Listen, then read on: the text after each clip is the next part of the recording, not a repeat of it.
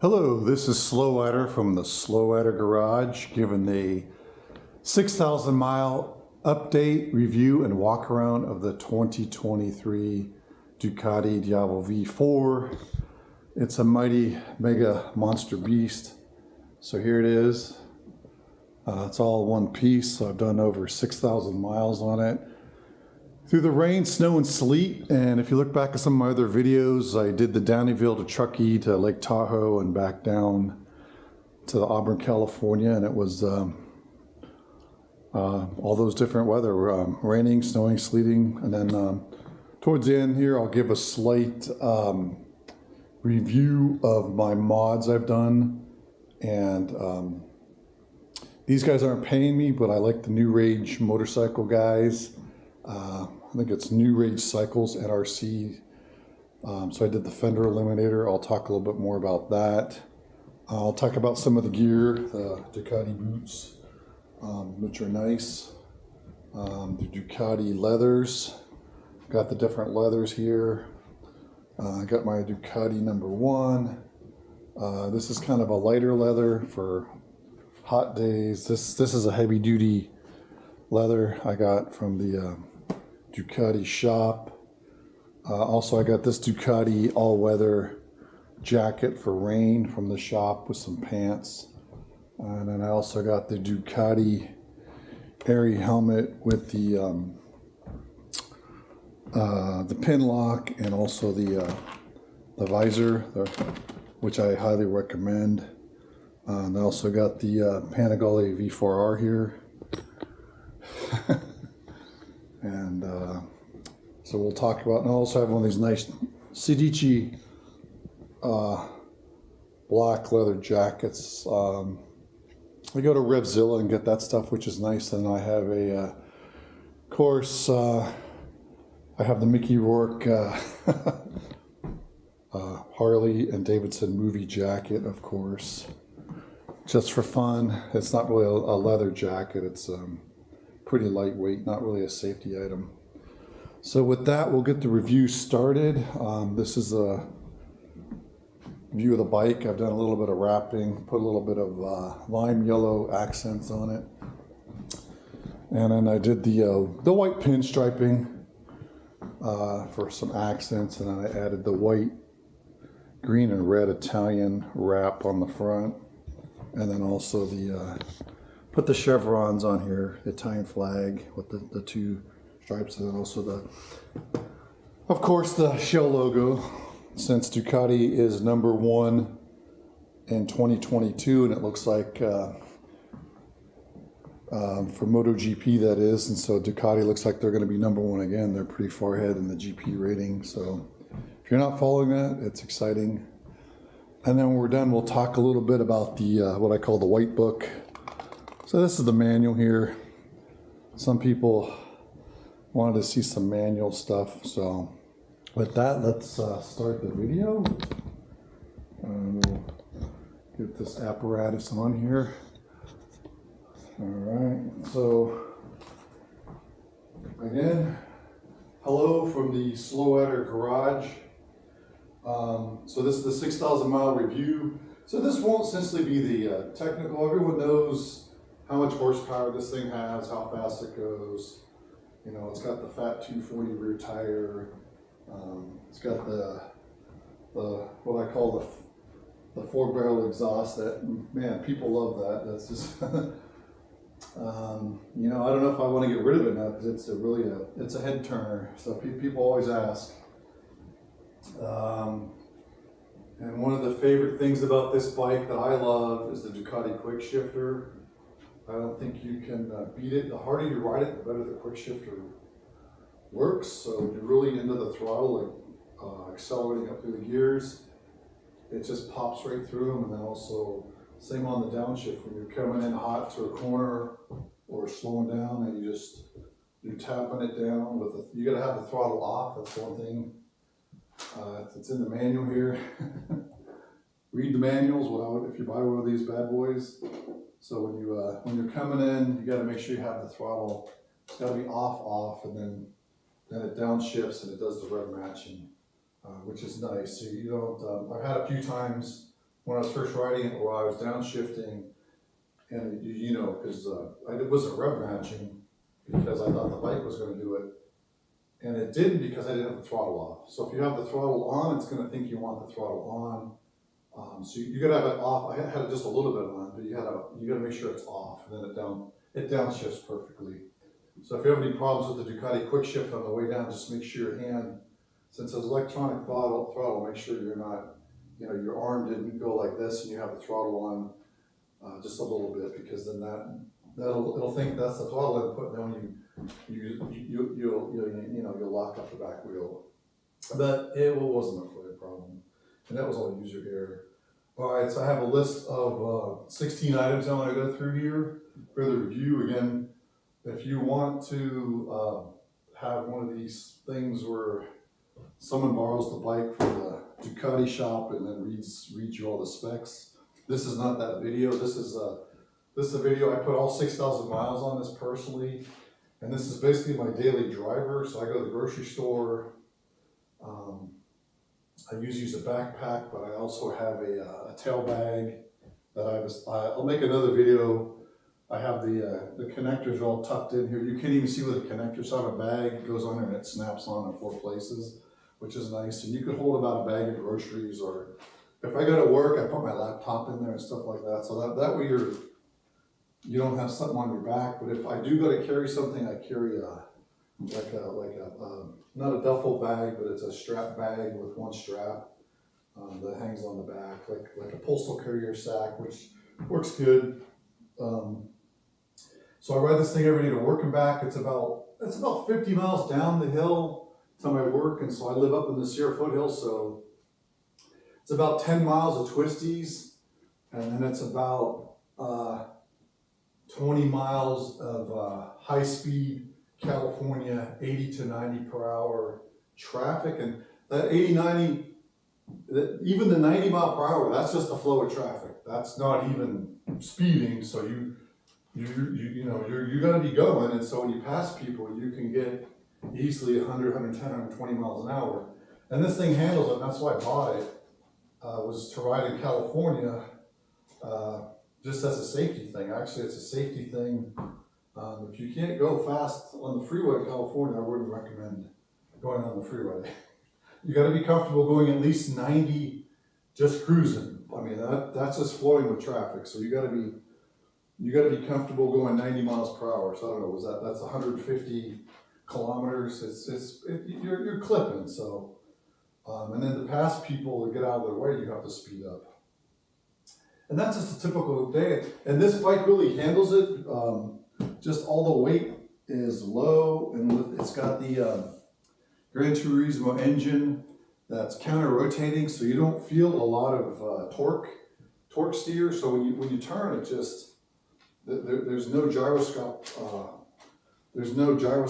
forces not letting you turn. So this thing turns really nice.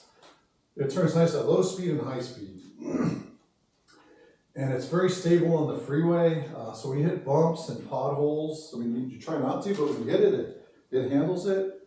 And also when you hit grooves, it just handles the grooves nice. So you don't feel like you're going to get thrown off or lose control. And then it always comes back easily. So, man, as always, you want to have a loose grip. And I ride pretty close up, and I have a really loose grip. I let the bike basically drive itself. And it really likes to drive itself, and so you can just relax. You can just relax on there, and it's nice with the mid pegs. It's very comfortable, so you can sit on it and just be very, very, very comfortable. And that's why I like it. And last weekend I took it on a 350-mile trip. Went down to Sacramento, picked up my friend on his motorcycle. Not picked him up, but met him. Drove back up to Lake Tahoe, drove to Reno, drove back to Lake Tahoe, drove back to Sacramento and back. So that's about 350 miles in one day. You know, it's comfortable. I mean, the seat, it's pretty comfortable actually. And, you know, and what's nice, you can move around a little bit when you're riding. So you can kind of go from here to here to here I mean, it's very comfortable. So I don't have a problem. and it handles really nice on the freeway. It just cruises. I have not used the cruise control yet. I should try that out, but I do have the turn-by-turn map system, which works really well with your phone. And what's cool about that is you can, it'll record all the dynamics of the trip, like your maximum speed, your maximum horsepower used, the maximum lean angle, all that sort of stuff. And it tracks your GPS speed and your average speed. So when you're done, you can look at your trip and get a snapshot, you know, of what you're doing. And I drive it, I've been driving it for the first 5,000 miles, just to take it easy in urban mode. And that's pretty fun. And so now, after 5,000 miles, I have it now in race mode. So once you get, performance mode, whatever the next one up is, I should know that. But, so what is it? Let's see the modes here. It is in, sport mode, I meant to say. Sorry, sport, not race. I call it race mode, but so it's called sport. So the sport mode just dials everything up, and you get access to the full 168 horsepower. I think the other one's the horsepower here, and urban mode is, should just leave this open, urban mode. Okay, urban mode's 114 horsepower, and sport mode is 168. So you get the full throttle, and it's a little snappier, and also you can do small wheelies and stuff. Yeah, if you're into that, I tend to not want to do wheelies because I'm an old dude, and I don't want to wrap myself around a semi truck on the freeway, because this thing, you could be going 90 and you're just going over 120 miles in a blink. You got to be careful. You don't want to rear end people, because you'll be doing 80 and you just accelerate like you're stopped. So it's like taking off from it's an incredible feeling. I don't know how to describe it. You're going 80 or 90, you twist the throttle, and it feels like you got to hold on, because it's pulling like you wouldn't believe. So what is it? So I drive it to work every day. It's been in the 108, 110 here in Sacramento area, so I haven't ridden it in the last 3 days. It's just too hot. I think it's too hot for any motorcycle. So a little history on this thing. I ordered it in November of 2022, sight unseen. I was shopping around for a bike. This is kind of this is my first sport bike. The bike I was riding before this was a 2022 Royal Enfield Himalayan, which is quite different motorcycle, obviously. It's like a little adventure bike. So I needed something to go on the freeway, because the Royal Enfield Himalayan, it can only go about 70 miles an hour, and that's, you just full throttle, and that's all she can do, which is fine. That's what the bike, I mean, I still have it, I'm not getting rid of it. I just ride that sometimes on the weekends in the woods around here on trails, but. So I looked at this, actually I test drove the BMW 1000 RR, which I really like, but it's too far bent over. So if I was 20 or 30 years old, I would do it. I mean, I'm 60 years old, so I'm an old man, so I need an old man. This is an old man bike, right? So I need the old man bike to ride in luxury, and it has a little higher. With the higher handlebars and the neutral seating, it's very comfortable to ride, and you can lean forward. And just another note on that, at high speeds, I mean, I don't really have a problem with the wind. This front end here, with the scoops and this air dam in the front, basically the aerodynamics, once you get over 90. I don't know, 100, 110, it doesn't, I mean, you don't really feel like you're going to get pulled off the bike. The air must come over, it's got to come over top of you. And then also with this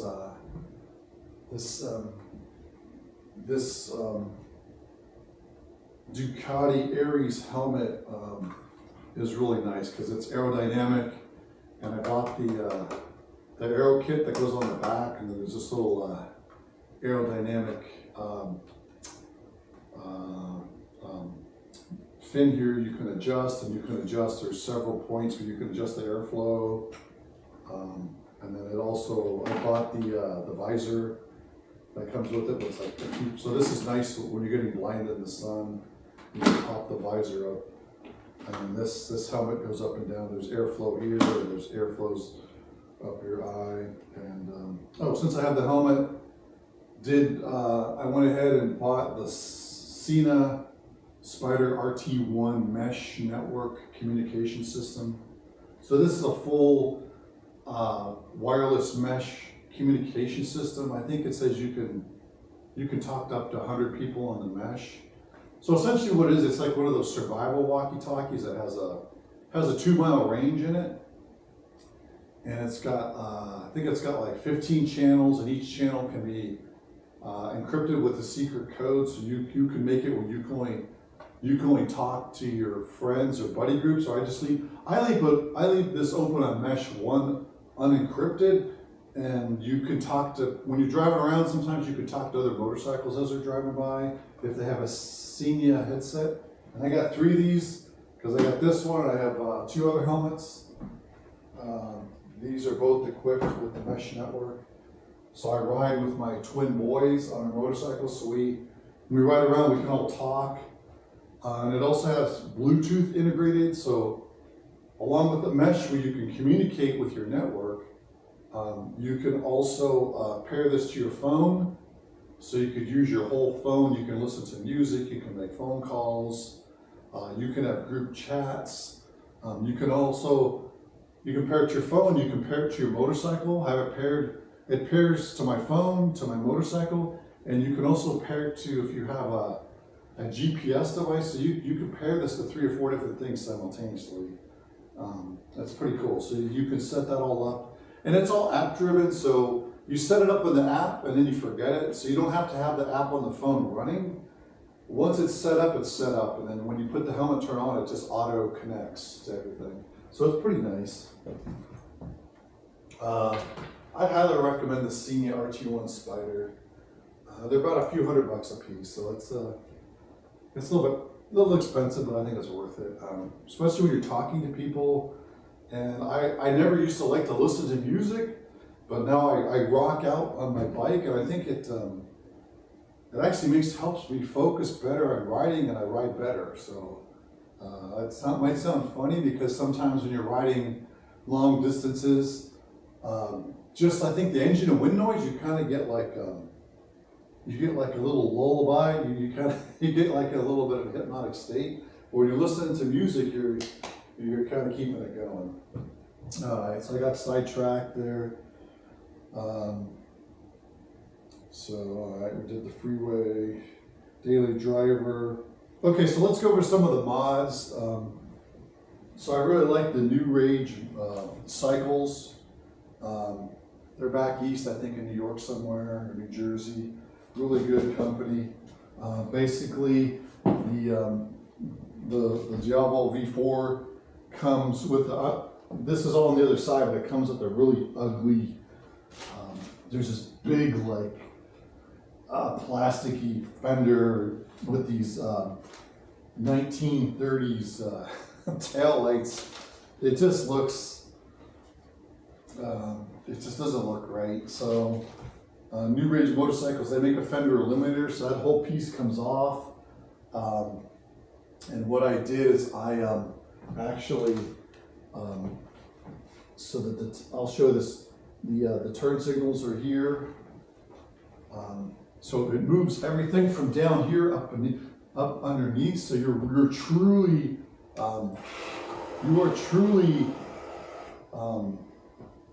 do not have any, it is a true tail eliminator, and it also relocates your license plate to the side and with a light.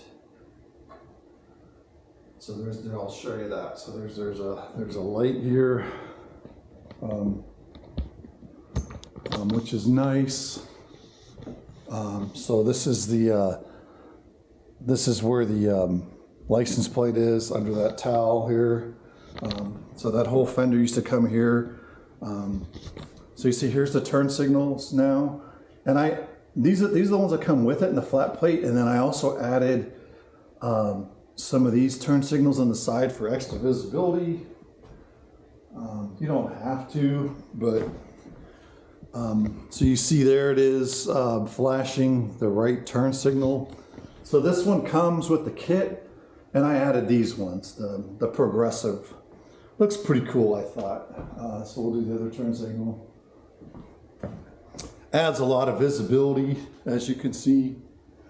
And then also the brake light is pretty visible. That's the cool part of this bike. It's got that nice brake light. And then we'll do a little light show there. So that's pretty cool looking. So that's the Ducati light show. So I think that was well worth it. And here's the mileage, 6,108 here.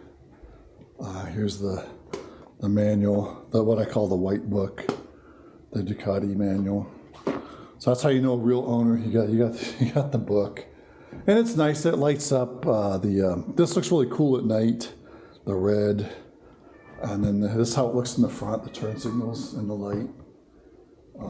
Here, let me see, and it looks pretty cool when you flash. And I usually, when people pull in front of me, you know, I don't rev the engine or get torqued. I might just flash the light so they can see me coming, and I go around them or speed up or slow down. I'm not going to get into it with anybody. So anyways, that's that. And then if you hold this over, this lever here, it turns on the parking lights, which is nice. So the bike is off. So when I fill up with gas and stuff, these are the parking lights. So when you're getting gas, at the gas station when it's dark or you're pulled over, these are the parking lights that stay on, which is pretty nice, you know. Pretty cool, I thought. It's a nice feature. All right. So that's the new Rage motorcycle fender eliminator with a license plate kit. And what's really nice about that, it is plug and play. So you just take it apart. They have directions on their website, which are really easy. And it's all plug and play. So they give you the whole wiring harness, and it's pretty simple. So it's really nice. So we'll turn off the parking lights there. And I saw some videos where people were turning the motorcycle off by I don't know why they were using the control. I mean, I have the wireless key fob here. It's wireless, so you just keep this in your pocket. And then for the gas tank, it's the key here. It's for the gas tank, obviously. So there's that. And then also for the passenger pegs are here. So these just flip down like that. So your passenger, and also your trunk, what I call the trunk. So take the seat off. There's the keys right here. You plug that in, and this pops off here. And then you can, this just screws on, so this cover you can take off. It's a hard plastic cover. So put that up. Put that up. And for these lights, I custom made little brackets that hold all this in. And I bought these lights, believe it or not, motorcycle lights off Amazon. They're about $20, and I did all the wiring. But I would recommend the new Rage stuff because this is very easy. They did I can't say how good of a job they did, and the customer service was excellent, and it makes it look a lot. I mean, it looks a lot better. Cleans up the back. Okay, so we're getting through. So we're up to number 10 here. Reason number 10 I love this is it's really easy to ride. I think it's got a 32-inch height here, so it is kind of a big bike. It's a beast.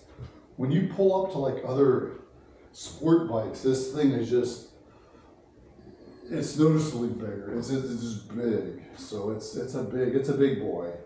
You're on the big what they call it, the mega naked bike. So And since it's got the riding modes, my one friend tells me, he's like, it's got the urban mode's church mode, and the other mode is I'm gonna meet Jesus mode. So I'm like, okay, I gotta be careful. That's the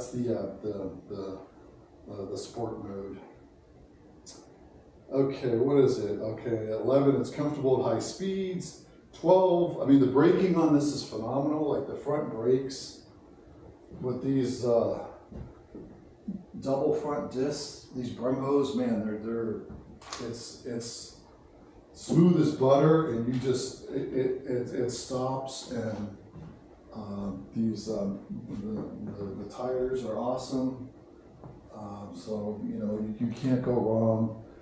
I mean, it's just what can you say? It's designed perfectly. I have never felt like I was gonna lose traction on the tires.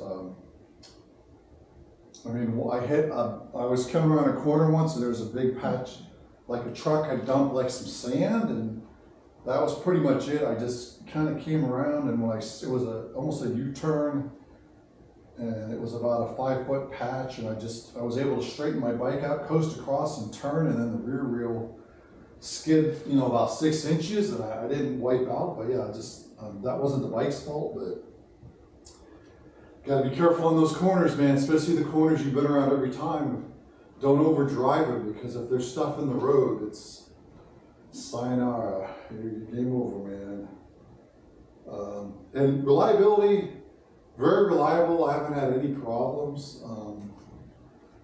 There was one recall I had for overheating, which wasn't a big problem. Ducati took care of it, of course.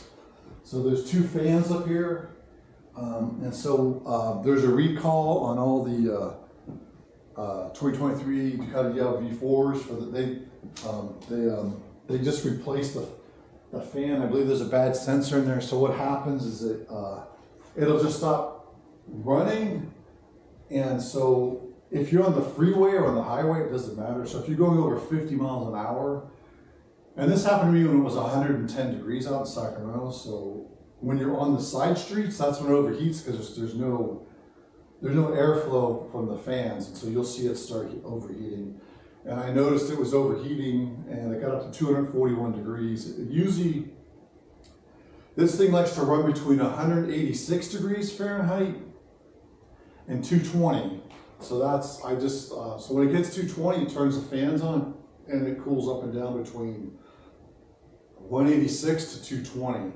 So when I start going to 225, 230, 235, 240, 241, I pulled over, of course. So I called the dealership, took it down, they're like, oh yeah, we gotta replace the fans. So they got on the horn to, I don't know if it's in Milano, or I was in Milano once. I taught a physics class there at University of Milan, in Bergamo, and near Bergamo there, I was at the, I'm a nuclear physicist by trade, so this is what I do in my spare time, ride motorcycles. Anyway, so I taught some class, but I don't know if it's in Bergamo or where the factory. So they called Italy, and they sent the parts, and now she's Ciao Bella, which hello beautiful Ciao Bella. That's what I learned in Italy. So Ciao Bella, bellissimo. So she runs perfect. So the engineers did that. And then I think with that, we will talk a little bit about